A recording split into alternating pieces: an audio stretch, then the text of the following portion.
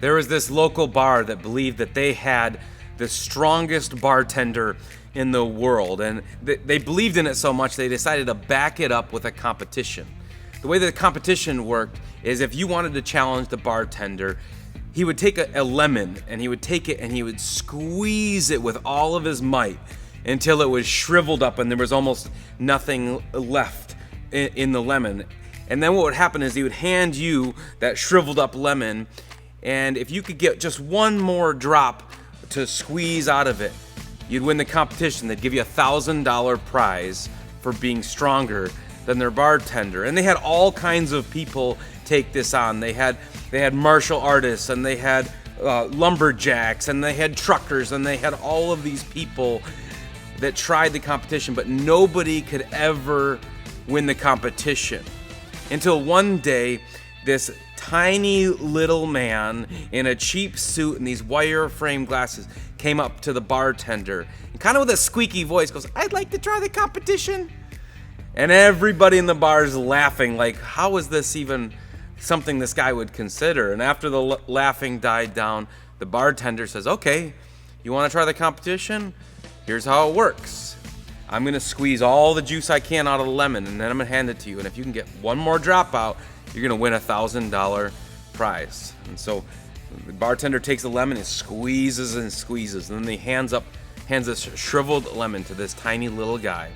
And all of the laughing had stopped, and everybody's just watching. And all of a sudden, they were watching in amazement as this guy takes the lemon and squeezes, and 4 drops drop out of the lemon into the glass. And everybody just kind of takes a big gasp, like, this has never happened before. How did it happen? And so the bartender's like, "That's unbelievable. Here's your $1,000 prize. Can I just ask, like, what is it you do for a living? Like, are you a martial artist, a lumberjack, a truck driver, a special forces operator? What is it that you do?" And the little man just looks at him in his squeaky voice and just goes, "I work for the IRS." Think about it for a second. Did you get it? Maybe you feel like that in this season, that you're just kind of being squeezed dry, and it feels like sometimes our government and our world is doing that to us as well. In fact, when we started this series, in the last few weeks since we started, the stock market is down like over 10% in the last few weeks. Gas is at all-time highs. Inflation is at a record that we haven't seen in like 40 years. I don't know whether to apologize or to take credit. I don't know whether to apologize and say, I'm not sure if we were involved with making that all happen, or to take credit saying, when we planned this series, we knew what you might be feeling. And as we wrap up this series on growing rich, we know that finances right now are right on everybody's minds. And that this might be something you are thinking about and wondering how you're going to make it through. So I don't know whether to say, hey, sorry, we contributed, or to say, hey, we knew this was coming, and we wanted to help you understand God's plans for our finances, how we might grow rich together. I think about in our world, oftentimes, one of the trending hashtags in our world is #blessed. Sometimes people will put that on a picture if they got a new car or a new house. Sometimes we think about what it means to be blessed. What does it mean to be blessed in our world? Is it really about our material possessions? This last year I sold my boat that I used to have, and the people that bought it from me renamed my boat Blessed. Like, is that really what it means to be blessed? That you have a boat? No. What does our world mean when it talks about being blessed? Because oftentimes we think what it means to be blessed is to be rich, or to have a lot of stuff, or to have nice stuff. But is that really what it is? I think back in my own life to when I was a younger man, if I put it that way, and before I had finished college, before there's a family or a relationship or any of that in the mix, my dream of what a blessed life, what I was hoping for in my life, went something like this. And don't laugh at me because it's going to sound kind of ridiculous. But I was going to get through college and I was going to go to med school. And then immediately after med school, instead of starting up like a medical practice, I was going to go to law school, and I was going to get my legal education as well. So I'd have both a doctorate, but then I would also have the ability to practice law. And then I was going to move out to Montana, and I was going to buy myself a big ranch in Montana, and I was going to set up shop in a small town where you could come to see me for medical advice or medical care or legal advice if you needed help in that matter. And I was just going to be like the guy to go to in town for anything that you might need, all the while living on my ranch in Montana. And at the same time, I was hoping that by the age of 40 or something like that, I'd be able to quit the medical and the legal practice and just enjoy my days out on the ranch, being a cowboy, enjoying God's green earth and his creation and all those things. I'll come back to this story in a little bit, but don't laugh at me. That was really what I would tell people back in the day, was what I wanted for my life. Because I think when I thought about my own life, what it might look like to be rich or blessed, was that maybe it meant that I would have a lot of land, that I would be considered successful, that people would rely on me, would need me, that I would have achieved a lot. That's what I kind of believed for my own life. That was my dream. Now it's changed in my own life. I do have a little bit of land, but I don't have any cattle or anything like that. And I did go on and pass college for education, but it wasn't anything in the medical or the legal fields. And my life, where I'm at now, looks pretty different than where I got. So does that mean somehow I missed the mark? I didn't get the blessed life? Because I think sometimes our world tells us that unless we have a bunch of stuff or new stuff, that maybe that's what it looks like to be blessed. But the truth is, Jesus' teachings throughout the New Testament, he really kind of turns the entire thing on its head. He talked all about wealth and possession and riches, but Jesus saw them not as the way to demonstrate that you've been blessed. Instead, when Jesus teaches about those things, money, possessions, he saw them as potential traps that actually held us back from living the blessed life. In fact, there's this encounter that Jesus has with a man that comes up to him. We see this in Luke chapter 12. And there's just this warning that Jesus gives him. Luke chapter 12, verse 13 through 15 says this: "Someone in the crowd said to him, 'Teacher, tell my brother to divide the inheritance with me.' Jesus replied, 'Man, who appointed me a judge or an arbiter between you?' Then he said to them, 'Watch out, be on your guard against all kinds of greed. Life does not consist in abundance of possessions.'" Jesus says, watch out, man. Don't think that what it means to live life is just to have a bunch of stuff. See, in Jesus' day, what often happened in families is that the oldest male child in the family inherited not just most of stuff, but the entire estate. And then the rest of the siblings were dependent, or maybe didn't get anything at all. Maybe that doesn't seem fair to you at all, but it didn't seem fair to this guy either. He's thinking about the world that he's living in. He's like, my brother gets everything and I get nothing. That's not fair. Jesus, would you tell him to give me my fair share, to give me half of it, to divide it with me as well? Because he's the one that's been blessed. But if I can get that stuff, maybe that means I get to live this blessed life as well. But Jesus is like, man, you're totally missing the point. Living a blessed life has nothing to do with the possessions that we get. It's not just the material stuff that is about living a blessed life. And Jesus just warns them, life is about so much more than the money or the possessions that we have. In fact, when we talk about this series, Growing Rich, Jesus wants us to realize that growing rich is about so much more than just our material possessions.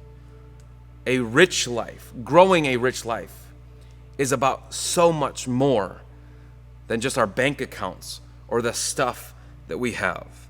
And so when we think about what our world says is a hashtag blessed life, the reality is that in a world that prioritizes our material blessings, Jesus flips the equation to help us see what a blessed life really is. In fact, in Luke chapter 6, a different telling of the most famous sermon that anyone's ever preached, it was Jesus' Sermon on the Mount. It says this. This is how his sermon begins, according to Luke chapter 6, verse 20. Looking at his disciples, he said, "Blessed are you who are poor, for yours is the kingdom of God." Do you hear what he says? Blessed are you who are poor. And I think sometimes we hear that and we want to say, yeah, but, where's the big but in there? Blessed are you who are poor, but a fortune is coming your way. Blessed are you who are poor, but a promotion is coming your way. Blessed are you who are poor, but maybe you'll get the right lottery numbers this week. Jesus doesn't say anything like that. He doesn't say if you're poor, you're going to eventually become rich following me. Jesus just says, blessed are you who are poor.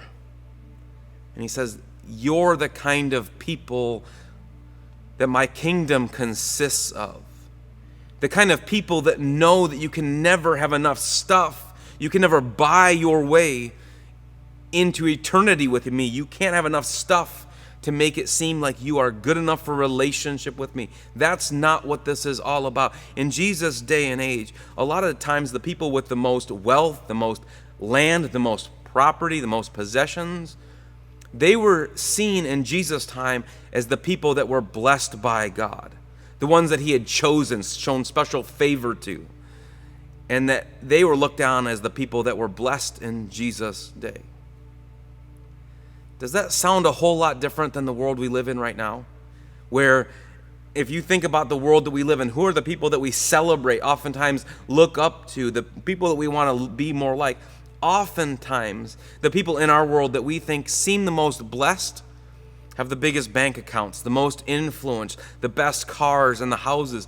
Oftentimes, those are the people that we celebrate in our world. It wasn't so much different in Jesus' day and age. In fact, just a couple verses later in Luke chapter 6 and verse 24, Jesus warns those people. It says, "But woe to you who are rich, for you have already received your comfort." In other words, Jesus is saying, if you feel like you've got the good life right now, you might be missing the point entirely about what I really desire for you in your lives. Matthew chapter 6, verse 24, Jesus says, "No one can serve two masters. Either you will hate the one and love the other, or you will be devoted to the one and despise the other. You cannot serve both God and money."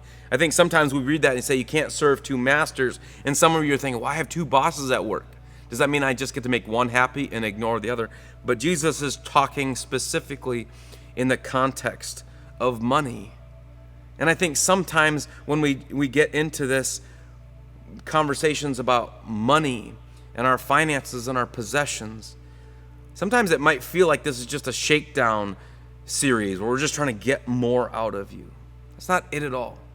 The truth is, Jesus knew that we were prone to being tempted to worship the idol of money more than the one true King, Jesus that came in the flesh himself. So Jesus says you can either try to make your whole life about money and possessions and finances, or you can serve me and trust me in those things. He said you can't do both. The reason Jesus cares so much about our finances is because he cares so much about us. That he wants us to live our best life. And that's a life in relationship with him. That's the blessed life for us. In fact, throughout the Bible, what we see is that being blessed isn't about a bank account. It's not about the size of your estate. It's not about your wealth and your possessions. What we see throughout the Bible, starting in the Old Testament, is that being blessed is about a relationship with God, a relationship of faith and love and trust. We see like some examples from the Old Testament. Abraham trusted God. He followed God into an unknown place because of his faith, because of his relationship, because of his trust in God. It says he was blessed by God. David, who's considered one of the greatest in all the Bible, the great king. David, at a young age, trusted God. And we see the Bible say that David was a man after God's own heart. David had such a close relationship with God. And God did bless David's life over and over. Solomon, his son that took over from him, Solomon at a young age said, God, would you give me wisdom? In other words, God, would you give me the ability to know you and your ways in this world? And Solomon was blessed with more riches than maybe anybody who's ever lived. What it meant for them to be blessed wasn't the money and the possessions. What it meant for them to be blessed was to be called into a close relationship with God, where they trusted God, walked with God, tried to follow his ways in the world and not just their own desires for their life. In fact, in the Old Testament, in Deuteronomy chapter 6, God kind of warns his people. He had called the people of Israel into special relationship with himself, but he said, do not put the Lord your God to the test. In other words, don't challenge everything I'm teaching you or telling you to do. Just do it. Anybody have a kid like that? I do. No matter what I tell one of my daughters, it's always like, why? What if I want to do it this way? I think I have a better idea. Maybe you know somebody like that. Maybe you are that person. Maybe you're that kid growing up that no matter what somebody says, you're like, I got to try it my own way. Tell me why. In Deuteronomy 6, God says, don't test me on these things. Just trust me and do what I say. And there's one exception to that. Don't put God to the test has this one exception, and that's with our finances. When we're talking about growing rich, God actually says, test me on this and see what will happen. In the book of Malachi, which is one of the smaller books in the Old Testament, Malachi was a prophet, and what he was doing, and he was calling the people of Israel back into relationship with God. They had strayed away from God as first priority in their life, and they had tried to go their own way and do their own things. And throughout the book of Malachi, God, the prophet is saying, come back. You've gone your own way and you've made a mess of everything. The accusation is against the people, but also the priests as well. It says the priests, the people that are supposed to stand between you and God, have made a mess of everything. They've led you in the wrong direction. And one of the accusations that's made is that they have stopped being generous towards God. That they've used their money and their possessions in their ways that they saw fit instead of giving back and worshiping God through that. Malachi chapter 3, verse 10, as this prophet is calling the people back into relationship with God, here's one of the things he invites them to do. This is what it says.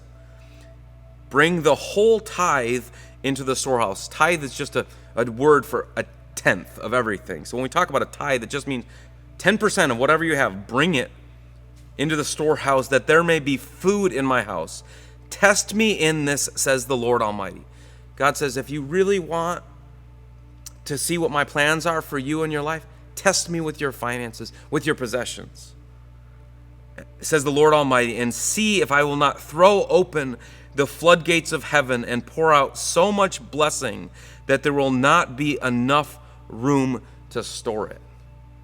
In other words, God says, if you really want to see what it looks like to live the blessed life, put me to the test when it comes to finances. Give back to me the tithe, the 10%, and see if what you don't find in your life is you have so much blessing you don't even know what to do with it all. It wasn't just about the finances. It was actually about restored relationship. God said, would you come back to me? Would you trust me?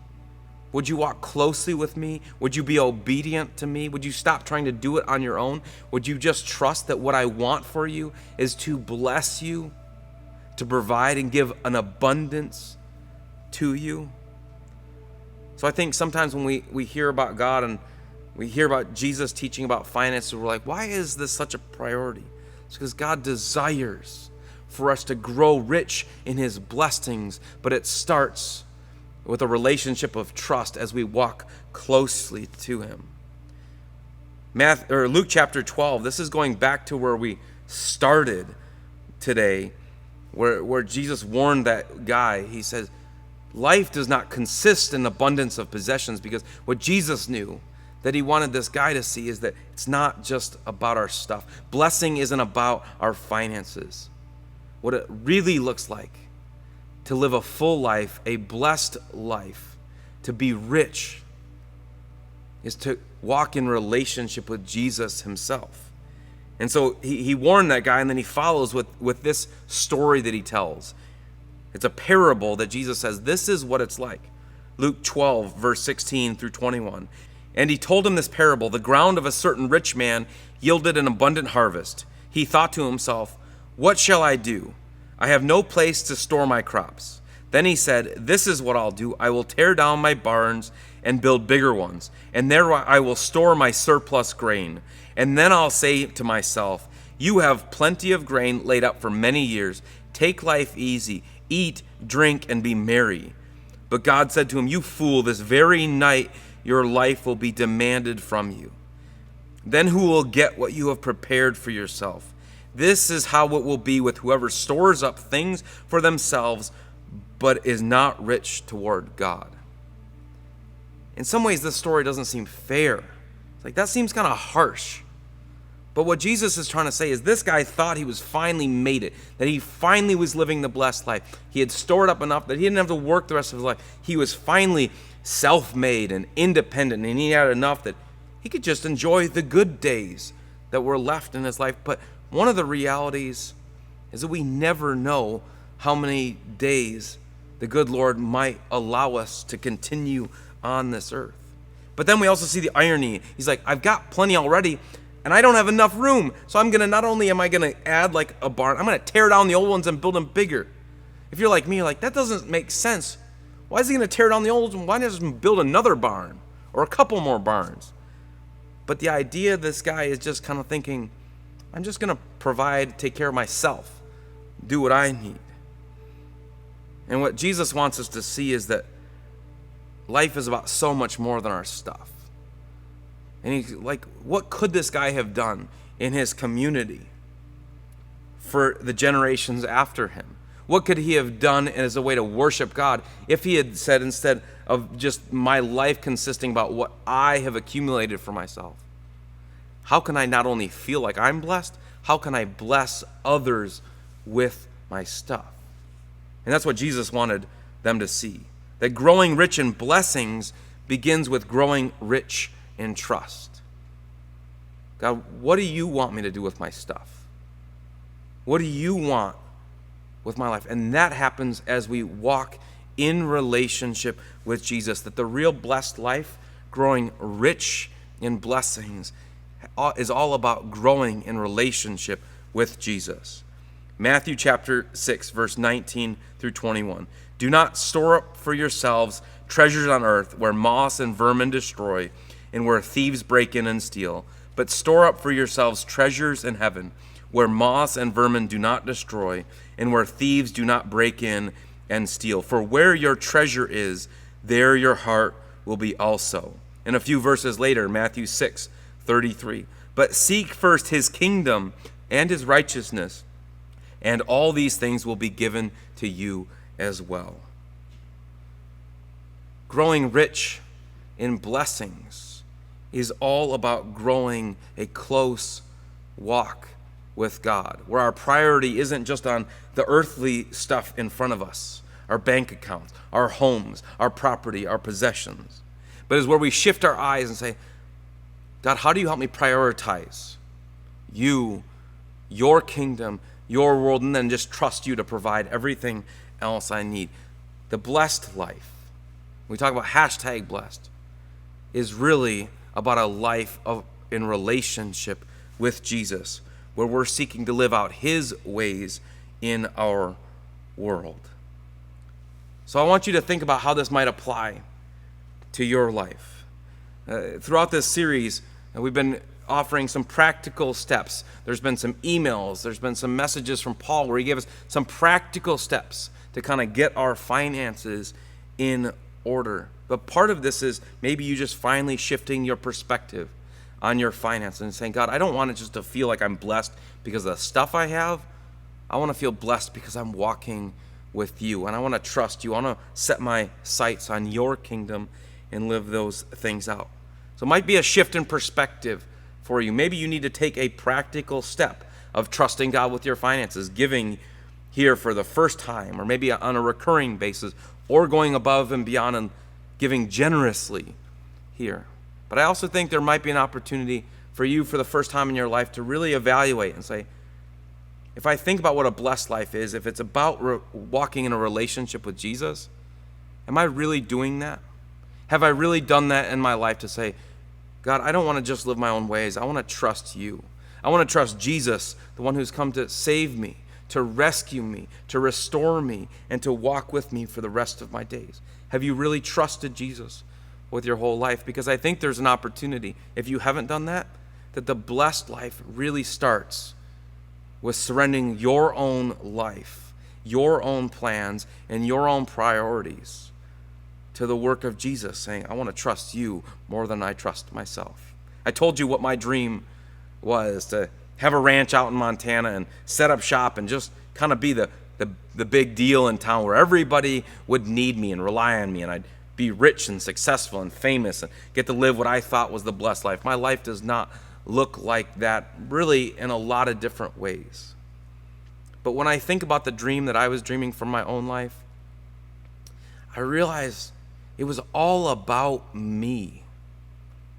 And it would have been so lonely because I wouldn't have had honest, authentic relationships with people. I would have just had relationships where I was needed or I had some sort of power or authority over people. I wanted to be out on the ranch so that I could be alone most of the time. I wanted a life where I could say, I did this myself. I got myself here. My life doesn't look like that at all in so many ways. But I can tell you that the life I'm currently living is so much richer and so much fuller than anything that I ever dreamed before I was willing to surrender my life to Jesus. And now here I am, a decade or more, and serving in a job that I never really saw coming as a young man. And yet I say, God, walking closely with you, trusting you in my life has been the greatest blessing of my life. And my life is not easy, but so much better. And I feel like I've grown so rich in the blessings of God through my family, through my friendships, through the work that I get to do in this world. I don't make a ton of money. I don't have a whole lot of stuff in this world. But what I can tell you is irreplaceable, is feeling blessed by God. We invite each of you to live that kind of relationship out. The one where it's the blessed life isn't about just money or stuff. The blessed life is the one where God says, come, follow me, trust me, walk in relationship with me, and trust me to provide all that you have. I want to bless you. Would you pray with me? God, we thank you for who you are. And even though we might have our own dreams and visions for what we were hoping our life looks like, if we're willing to trust you, we'll find that you desire to bless us. But it starts with a perspective shift. It starts by living a life of trust. It starts by surrendering our desires to your desires for our life. God, we can try to believe that the blessed life is all about material possessions, but the blessed life is really about a life where we walk in relationship with the God of the universe, who loves us enough to send his Son to rescue us, to restore us, and to invite us into eternity with yourself, God. We want to grow rich in blessings by growing in relationship with you. And we love you. Amen.